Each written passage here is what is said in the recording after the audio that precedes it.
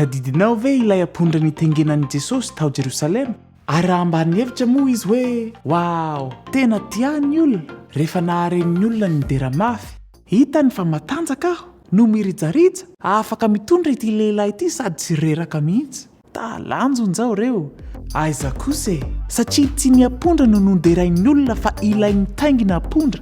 Toy izany koa isika, nomena Andriamanitra talenta, fanomezam-pahasoavana, fahaiza manao iara-miasa ho voninahiny. Ka rehefa midokanao ny olona ny amin'ny fahaizanao manao zavatra iray, tadidio fa tsy ianao no derainy fa Andriamanitra ao anatinao.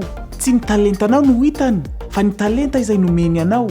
Ozy izy ny tenin'Andriamanitra hoe izay mitoetra ao amiko ary izaho ao aminy dia mamoa be izy. Fa raha misaraka amiko kosa ianareo dia tsy mahay manao ninninna. Ka rehefa mahay midoka ianao dia aza mieritreritra hoe wow, tena mahay sy mana-talenta.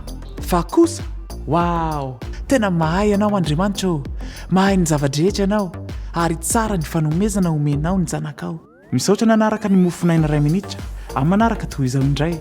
Veloma tompoko.